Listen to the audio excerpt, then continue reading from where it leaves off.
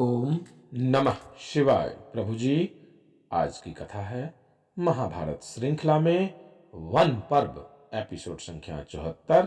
अभी तक आपने सुना पांडवों के वनवास जाने पर कौरवों की क्या स्थिति है। अब कथा आगे।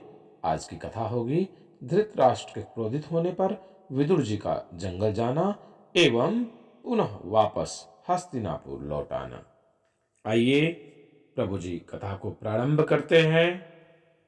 वैशंपायन जी कहते हैं, हे जन्मेजय, जब पांडव वन में चले गए तब प्रज्ञा चक्षु धृतराष्ट्र के चित्त में बड़ी उद्गिनता और जलन होने लगी।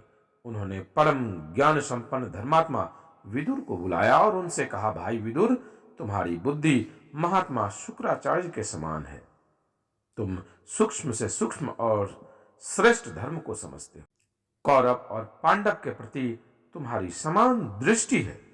अब तुम कोई ऐसा उपाय बतलाओ जिससे दोनों का ही हित साधन हो जाए। विदुर जी ने कहा, राजन, अर्थ, धर्म और काम, इन तीनों के फल की प्राप्ति धर्म से होती है।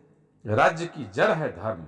आप धर्म में स्थित होकर पांडवों की और अपने पुत्रों की रक्षा कीजिए।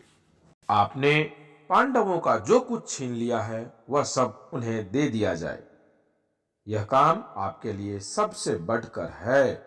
आप पांडवों को संतुष्ट करें और शकुनी का अपमान करें।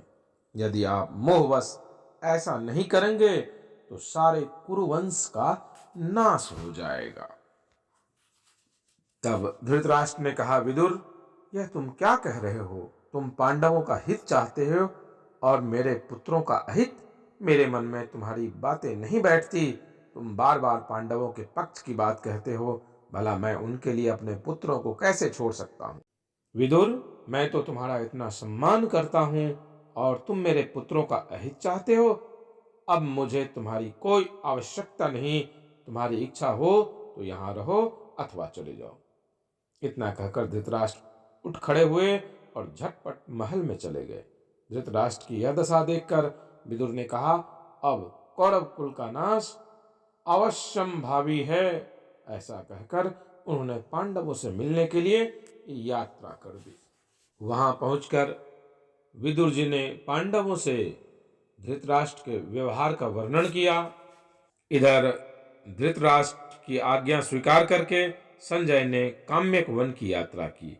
काम्यक वन में पहुंचकर संजय ने देखा कि धर्मराज युधिष्ठिर मृगछाला ओढ़े अपने भाई और विदुर जी के साथ हजारों ब्राह्मण के बीच में बैठे हुए हैं। संजय ने अपने आने का कारण बतलाते हुए कहा, विदुर जी, राजा धृतराष्ट्र आपकी याद कर रहे हैं। आप हस्तिनापुर में चलकर उन्हें दर्शन दीजिए और उनके प्राणों की रक्षा कीजिए। विदुर जी ने संजय के कथनानुसार पांडवों से अनुमति ली और फिर हस्तिनापुर को लौट आए। प्रभु जी, आज की कथा यहीं विश्राम देते हैं। आगे की कथा पुनः आगे। आप शिवा यात्रा दर्शन को लाइक, शेयर, सब्सक्राइब अवश्य कीजिएगा। आपसे शीघ्र मिलते हैं। तब तक के लिए ओम नमः शिवाय।